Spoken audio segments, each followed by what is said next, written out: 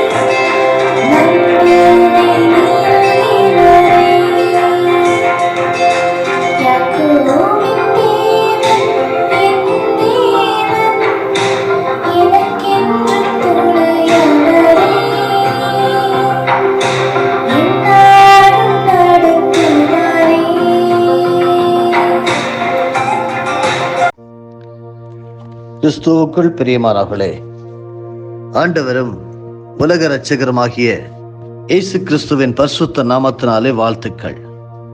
தினம் ஒரு சத்திய வார்த்தை. கடந்த சில நாட்களாக உலகத்தின் முடிவும் இயேசுவின் இரண்டாம் வருகையும் என்கிற தொடர் போதனையை கற்று வருகிறோம். உலகம் அழியுமா? உலகம் அழிந்தால் நம் கதி என்ன? மரணத்திற்கு பின் என்ன சம்பவிக்கும்? மரணத்திற்கு பின் ஒரு வாழ்க்கை உண்டா? பரலோகம் அல்லது மோட்சம் என்பது உண்மையா? பரலோகம் செல்வதற்கான வழி என்ன என்கிற எல்லா உங்களுடைய கேள்விகளுக்கும் இந்த தொடர் போதனையிலே விடைகள் உண்டு. என்னை கேட்டுக்கொண்டிருக்கின்ற அன்பானவர்களே, நாம் வாழுகின்ற காலம் கிருபையின் காலம் என்று சொல்லலாம். ஆண்டவராகிய இயேசு கிறிஸ்து சிலுவையை ஏற்றுக்கொண்ட பின்பு நாம் ரட்சிக்கப்பட்டிருக்கிறோம். அதை விசுவாசித்திருக்கிறவர்கள் ரட்சிக்கப்படுகிறார்கள். அடுத்ததாக நடக்கக்கூடிய காரியங்கள் என்னவென்றால் இரகசிய வருகை. அதன் பின்பு 3.5 வருடம், அடுத்த 3.5 வருடம், அப்படியாக 7 வருட உபத்திரவ காலம். அதன் பின்பு ஆண்டவராகிய இயேசு கிறிஸ்துவின் பகிரங்க வருகை இருக்கும். அந்த இயேசு கிறிஸ்துவின் பகிரங்க வருகை என்றால் என்ன என்று சொல்லி இன்று சற்று தியானிப்போம். அந்த 7 வருட உபத்திரவ காலங்கள் கழித்து இயேசு கிறிஸ்து தன் மனவாட்டியாகிய சபையோடு பரலோகத்திலிருந்து பகிரங்கமாக இறங்கி வருவார். வேதாகமத்திலே வெளிப்படுத்தல் 19 அதிகாரம் வசனம் 11, பின்பு பரலோகம் திறந்திருக்க கண்டேன், இதோ ஒரு வெள்ளை குதிரை காணப்பட்டது, அதன் மேல் ஏறி இருந்தவர் உண்மையும் சத்தியமும் உள்ளவர் எண்ணப்பட்டவர் என்று வாசிக்கலாம். இந்த பகிரங்க வருகை குறித்து இயேசு கிறிஸ்து தன்னுடைய சீஷர்கள் உலகத்தின் முடிவுக்கும் உம்முடைய வருகைக்கும் அடையாளம் என்ன என்று கேட்டபோது பதில் சொன்னதை பாருங்கள். மத்தேயு எழுதின சுவிசேஷம் 24 அதிகாரம் வசனம் 30, அப்பொழுது மனுஷகுமாரனுடைய அடையாளம் வானத்தில் காணப்படும், அப்பொழுது மனுஷகுமாரன் வல்லமையோடும் மிகுந்த மகிமையோடும் வானத்தின் மேகங்கள் மேல் வருகிறதை பூமியில் உள்ள சகல கோத்திரத்தாரும் கண்டு புலம்புவார்கள் என்று எழுதப்பட்டிருக்கிறது. ஏன் புலம்புவார்கள் என்றால், நியாயாதிபதியாக உலகை நியாயம் தீர்க்க இயேசு கிறிஸ்து இப்பொழுது வருகிறார். ரகசிய வருகையில் இயேசு என்ன செய்வார் என்று ஏற்கனவே நாம் சத்தியத்தை கேட்டுவிட்டோம். பகிரங்க வருகையில் அவர் என்ன செய்வார்? அதற்கும் விடை உண்டு.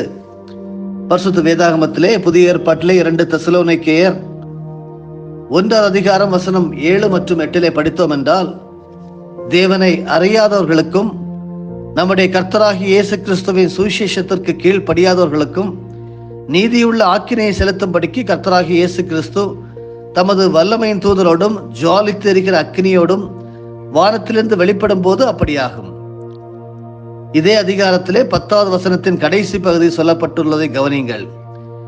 நித்திய அழிவாகிய ஆக்கினையை அடைவார்கள் என்று எழுதப்பட்டிருக்கிறது. இயேசு கிறிஸ்துவின் இந்த பகிரங்க வருகைக்கு பிறகு என்ன நடக்கும் என்றால், அர்மகடான் யுத்தம், வார் ஆஃப் வர்மகடான், இஸ்ரவேல் தேசத்தில் உள்ள மெகிதோ பள்ளத்தாக்கு என்று சொல்லப்படும் இடமே எபிரேய பாஷையில் அர்மகடான் என்று சொல்லப்படுகிறது.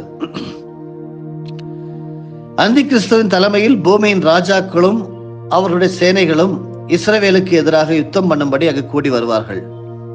நாம் வாழும் இந்த காலத்தில் பல நாடுகளில் ராஜாக்கள் இல்லை, அதற்கு பதிலாக மக்களால் தேர்ந்தெடுக்கப்பட்ட அரசியல் தலைவர்கள் தான் ஆட்சி செய்கின்றார்கள். அவர்கள் தங்களுடைய இராணுவத்தை அனுப்பியே மற்ற நாடுகளுடன் போர் செய்கின்றார்கள். தன்னுடைய ஜனங்களை பாதுகாப்பதில் வைராக்கியம் உள்ளவராக இயேசு கிறிஸ்து இருப்பதனால் அவர் ஒரு பெரும் சேனையோடு பரலோகத்திலிருந்து இறங்கி வந்து இஸ்ரவேலுக்கு துணையாக யுத்தம் பண்ணுவார். அதுதான் வேதம் சொல்லுகிறது. இங்கே பார்ப்போம். வெளிப்படுத்தல் 19வது அதிகாரம் வசனம் 15 புற ஜாதிகளை வெட்டும்படி படிக்கு இயேசு கிறிஸ்துவின் வாயிலிருந்து கூர்மையான பட்டயம் புறப்படும் என்று வாசிக்கிறோம். அந்த பட்டயத்தினால் இஸ்ரவேலுக்கு எதிராக வந்தவர்கள் அனைவரும் கொல்லப்படுவார்கள். பாபிலோன் என்ற சாத்தானின் சாம்ராஜ்யமும் அழிக்கப்படும். சாத்தான் 1000 வருடங்கள் பாதாளத்தில் அடைக்கப்படுவான். மிருகமும், அதாவது அந்தி கிறிஸ்து கள்ளத்திற்கு தரிசி உயிரோடே அக்கினி கடலில் தள்ளப்படுவார்கள். இந்த யுத்தத்தில் செத்தவர்களின் மாம்சத்தை வானத்தில் பறக்கும் சகல பறவைகளும் தின்னும் என்று வெளிப்படுத்தல் 19 வசனம் 18 படிக்கிறோம். இது எசேக்கியேல் 39வது அதிகாரம் வசனங்கள் 17 முதல் 20 வரையிலான தீர்க்க தரிசன வசனங்களின் நிறைவேறுதல் ஆகும். அடுத்து ஆண்டவராகிய இயேசு கிறிஸ்துவுக்காக ஆயத்தமாயிருக்கும் ஒலிவ மலை, அதை குறித்து சற்று கற்றுக்கொள்வோம். இயேசு கிறிஸ்துவின் பகிரங்க 2ஆம் வருகை குறித்த ஒரு தீர்க்க தரிசனம் பழைய ஏற்பாட்டிலே சகரியா 14ஆம் அதிகாரத்தின் 4வது 5வது வசனங்களில் சொல்லப்பட்டுள்ளது. படிக்கிறேன். அந்நாளிலே அவருடைய பாதங்கள் கிழக்கே எருசலேமுக்கு எதிரே இருக்கிற ஒலிவ மலையின் மேல் நிற்கும். அப்பொழுது மகா பெரிய பள்ளத்தாக்கு உண்டாகும்படி ஒலிவ மலை தன் நடுமையத்திலே கிழக்கு மேற்காய் எதிராக பிளந்து போம். அதனாலே ஒரு பாதி வடபக்கத்திலும் ஒரு பாதி தென் பக்கத்திலும் சாயும். அப்பொழுது என் மலைகளின் பள்ளத்தாக்கு வழியாய் ஓடி போவீர்கள். மலைகளின் பள்ளத்தாக்கு ஆத்சால் மட்டும் போகும். நீங்கள் யூதாவின் ராஜாவாகிய உசியாவின் நாட்களில் பூமி எதிர்ச்சிக்கு தப்பி ஓடி போனது போல் ஓடி போவீர்கள். என் தேவனாகிய கர்த்தர் வருவார், தேவரீரோட எல்லா பரிசுத்தவான்களும் வருவார்கள் என்று கொடுக்கப்பட்டுள்ளது. கேட்டுக்கொண்டிருக்கிறவர்களே, பல நாடுகளில் கிளைகளை பரப்பியுள்ள சர்வதேச பிரசித்தி பெற்ற ஹில்டன் ஹோட்டல் குழுமத்தினர் ஒலிவமலையின் அடிவாரத்தில் ஹோட்டல் கட்ட வேண்டும் என்று இஸ்ரவேல் அரசிடம் அனுமதி கேட்டார்கள்.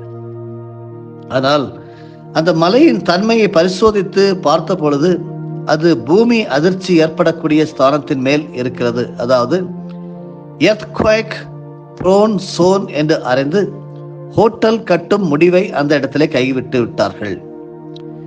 ஒலிவ மலையானது இயேசு கிறிஸ்துவின் பாதங்கள் வந்து இறங்குவதற்காகவே பிரத்யேகமாக ஆயத்தமாகி இருக்கிறது என்பது இப்படிப்பட்ட காரியங்களிலிருந்து தெரிகிறது. ஆனால் நாமோ இயேசு கிறிஸ்துவின் ரகசிய வருகையில் அவருடனே கூட எடுத்துக்கொள்ளப்பட ஆயத்தமாக இருக்க வேண்டும்.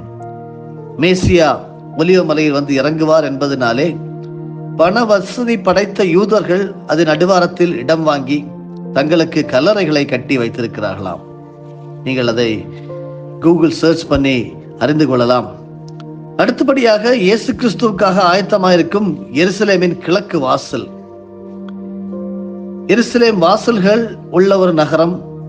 கிழக்கு வாசல் இப்பொழுது மூடப்பட்ட நிலைமையில் இருக்கிறது. இது தங்க நுழைவாயில், அதாவது கோல்டன் கேட் என்று அழைக்கப்படுகிறது. இந்த வாசல் வழியாக தான் இயேசு கிறிஸ்து சிலுவையில் அறையப்படுவதற்கு முன் பவனியாக கழுதையின் மேல் ஏறி எருசலேமுக்குள் நுழைந்தார். கிபி 70 தீத்து ராயன், அதாவது கிங் டைட்டஸ் எருசலேமை தீக்கிரையாக்கினான். அதன் பின் கிபி 1543 சுல்தான் சுலைமான் என்ற துருக்கி தேசத்தின் ராஜா எல்லா வாசல்களையும் திரும்ப கட்டினான்.